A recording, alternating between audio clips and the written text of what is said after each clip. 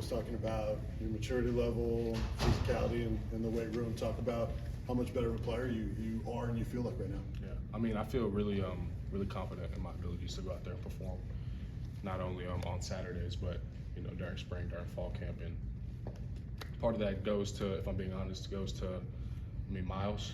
He really pushed me, really took me by his side and showed me, like, Ethan, like, it's getting serious now. Like, we need to step it up a notch, and I need to take another big jump compared to the jump that I took last year. So just taking those gains that I've made and growing even more off of those gains. What do you think about the new tight ends? Pretty nice group that's come in Yeah. to join you guys, right? Yeah, they're great guys.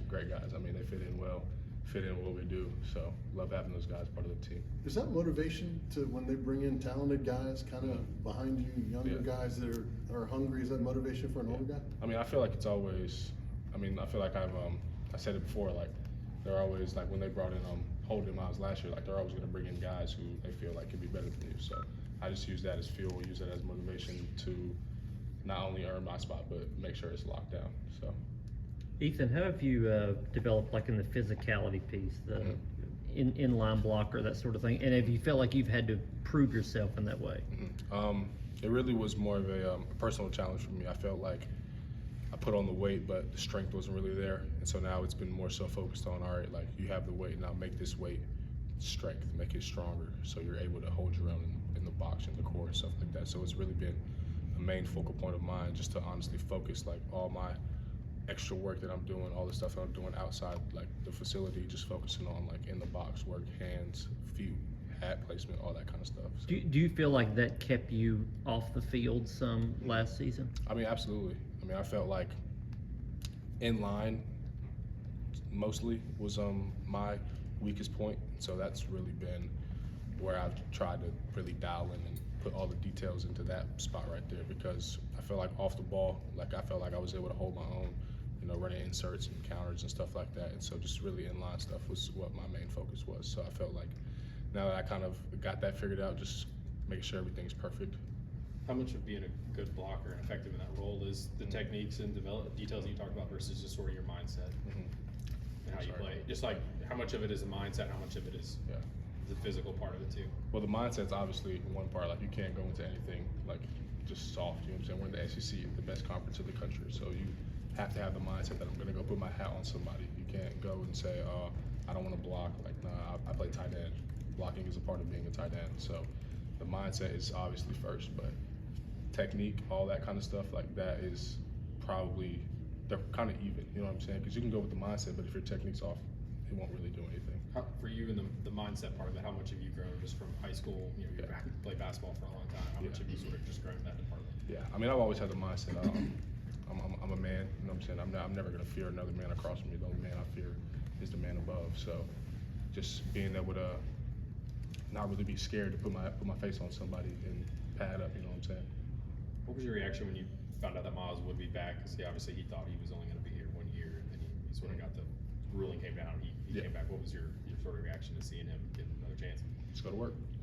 You know what I'm saying? I mean, Miles is my brother. Blood wouldn't make us any closer. So I was more than excited to have Miles back. I mean, when I say brother, like, seriously, like, blood would not make us any closer.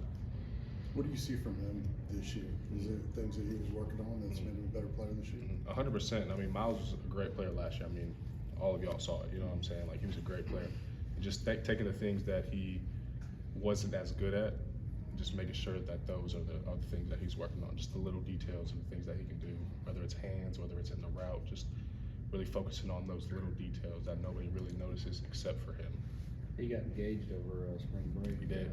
Did you know that was coming? I did, yeah. So I actually texted him on Saturday before he had proposed and called him, tried to see how it went. So he declined my call because I didn't want to really surprise. So, yeah. The physicality piece, what have you been able to take from Miles to apply to your game?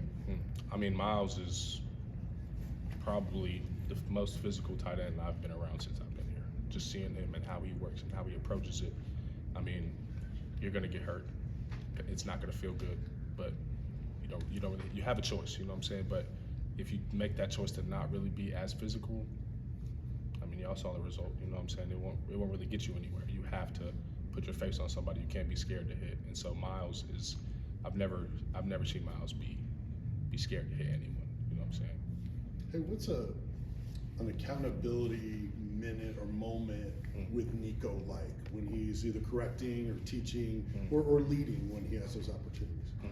I mean, I feel like it's kind of the same as anybody else would hold somebody accountable. You know what I'm saying? Like, I need you to do this. All right, I got you. You know what I'm saying? Like, Nico's my brother, so I'm not gonna take it as disrespect. I know he got love for me, I got love for him, so it's coming from love. So I just take the accountability part from him, and if he's holding me accountable, because I know that if I were to go up to him and hold him accountable, then he would react the same way. Do you see more of it, or is it more natural for him now, you think? 100%.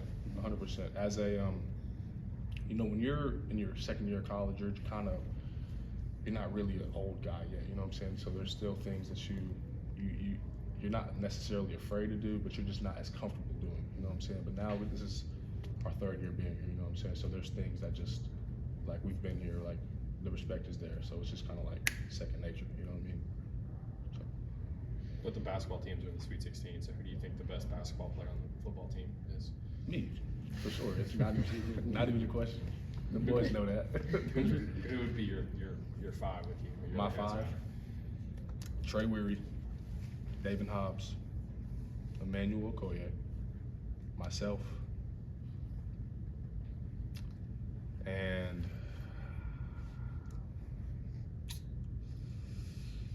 let me think. I know I put you on the spot. No, I literally was You talking thought- about you this thought like about last that, week with yeah. somebody, I promise. Is there a point guard in there? Yeah, like Trey would be the point Trey guard. would, Trey okay. would be the point guard. I don't know, we need a sharpshooter at two. Probably like Josh Turbyville. Sharpshooter. Whoa. Sharpshooter. Sharpshooter. You know Jackson Ross is not going to be happy. Look, I'm riding with my boy terms all day.